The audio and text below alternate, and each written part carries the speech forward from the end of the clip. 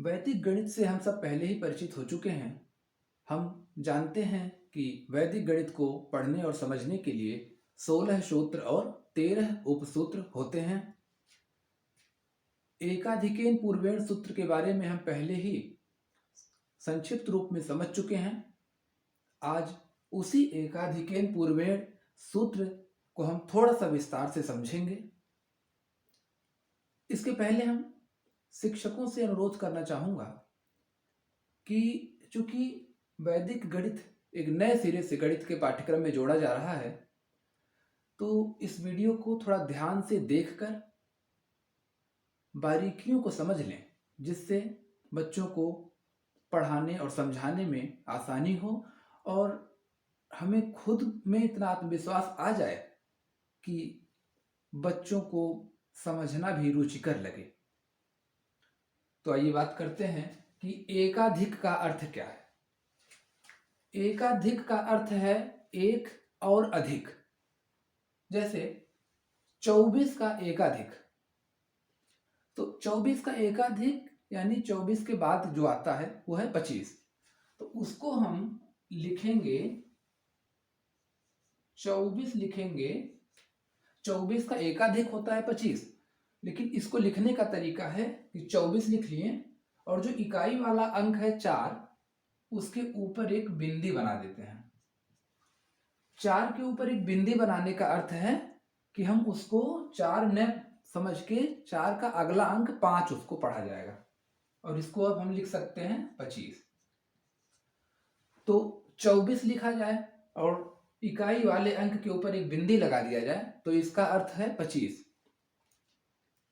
इसी तरह 328 का अगर एकाधिक हमें लिखना है तो ये 329 होगा, लेकिन हम 328 लिखेंगे पहले और इकाई वाले अंक पे जो कि 8 है उसके ऊपर एक बिंदी बना देंगे, तो इसका मतलब हो गया कि 329। अगर यही बिंदी नीचे बनाया जाए तो ये समझा जाएगा कि उस अंक से एक अंक नीचे लिखा है, वो कम लिखा है। अच्छा, अभी हम पढ़ें कि 24 का एकाधिक, 328 का एकाधिक।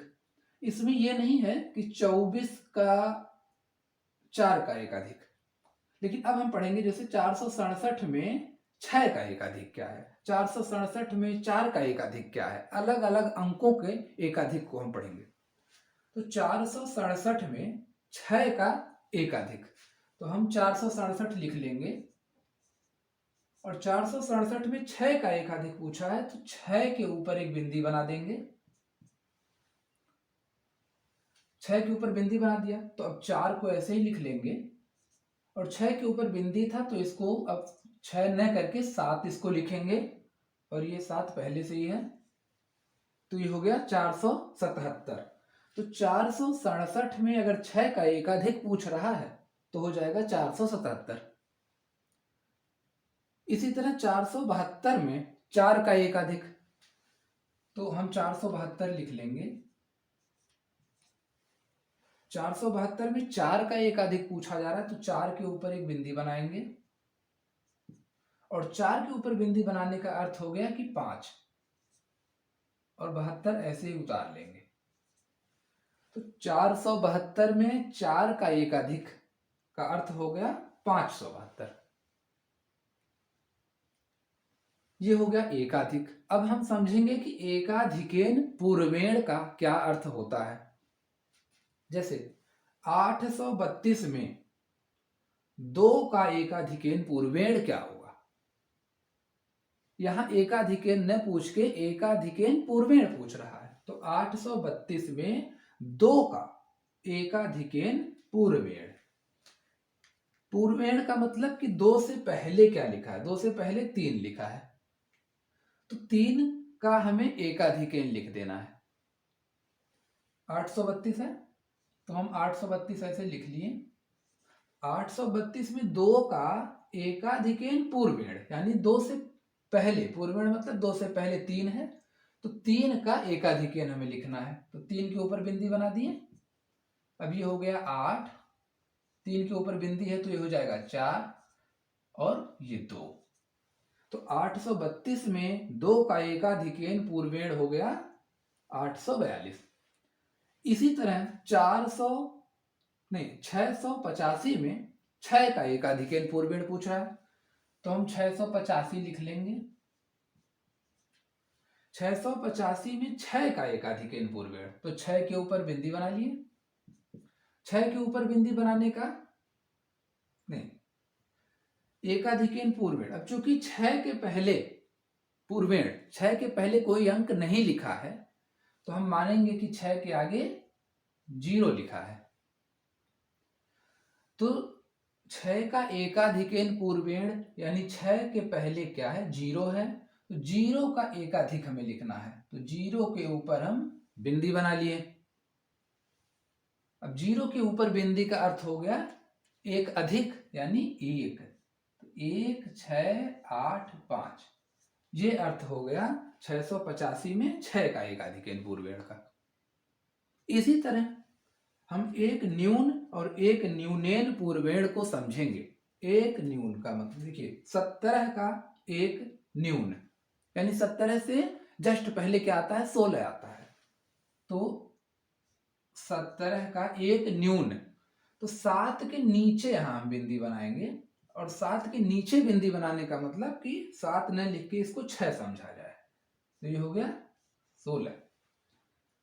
इसी तरह 725 का एक न्यून, तो 725 हम लिख लेंगे, और इकाई वाला जो अंक है 5, उसके नीचे एक बिंदी बनाएंगे, तो हो गया हमारा 7 2, और 5 के नीचे बिंदी है यानी 5 से एक अंक हम नीचे आएंगे, तो हो जाएगा 4, तो 725 का एक न्यून हो जाएगा 724।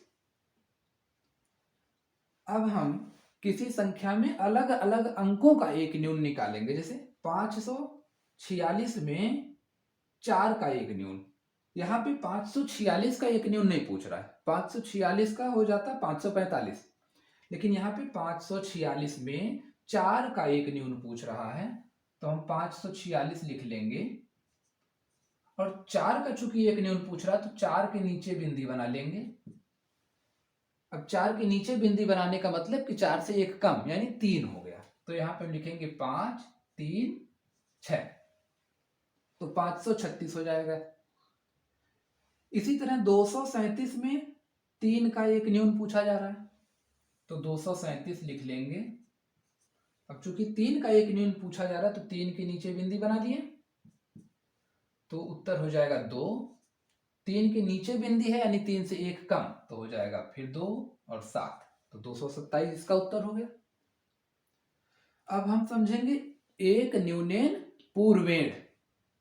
उदाहरण से समझिए कि 846 में 4 का एक न्यूनेन पूर्वेण, तो हम 846 लिख लेंगे।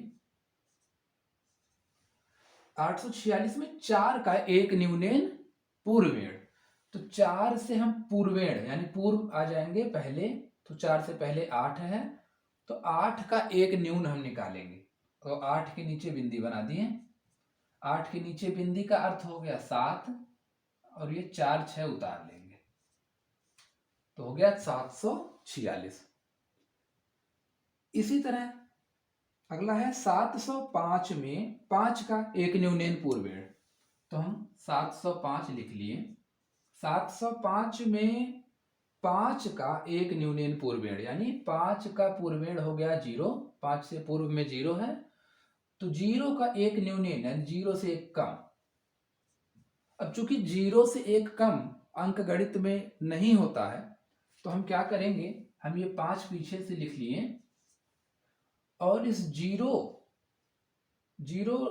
7 से एक उधार लेगा, तो ये हो जाएगा 10, और 10 में से हम एक घटा देंगे, हो जाएगा 9, और ये 7 जो है चूंकि एक उधार दे चुका है, तो ये हो जाएगा 6।